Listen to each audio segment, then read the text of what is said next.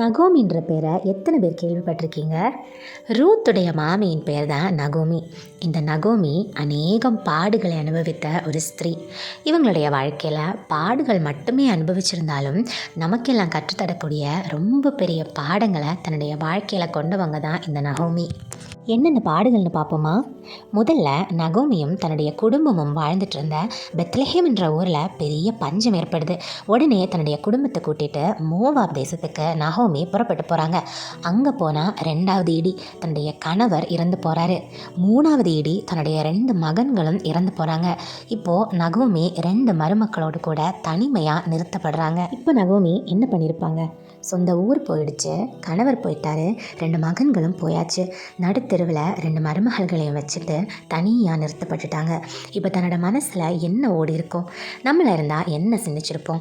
என்னடா வாழ்க்கை இது, என்ன இப்படியெல்லாம் நடந்துட்டுருக்கு, ஆண்டவர் இருக்காரா இல்லையா, நம்மளுடைய வாழ்க்கையில் துன்பங்கள் மட்டும்தானே நடந்துட்டுருக்கு அப்படின்னு நம்ம ஒரு விஷயம் நினச்சிருவோம்.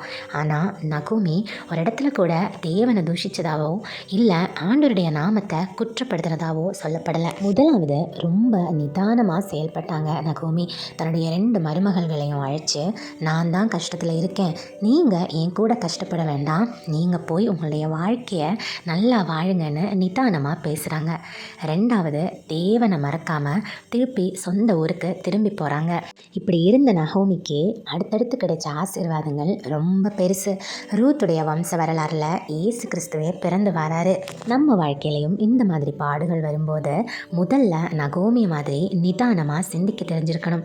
2வது எங்கே நிற்கிறீங்களோ அந்த இடத்துல இருந்து எல்லாத்தையும் விட்டுட்டு ஆண்டவர்கிட்ட திருப்பி ஓட தெரிஞ்சிருக்கணும். 3வது என்ன கஷ்டம் வந்தாலும் ஆண்டவர் மேலே இருக்கிற விசுவாசத்தை துளி கூட விடாமல் பற்றுதலாக, இன்னும் அதிகம் பற்றுதலாக இருக்க முடியணும்.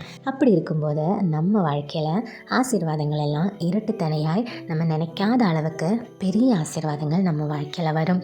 இந்த விஷயங்கள் எல்லாம் நகோமியுடைய வாழ்க்கையிலேருந்து நம்ம கற்றுக்க வேண்டிய முக்கியமான பாடங்கள்.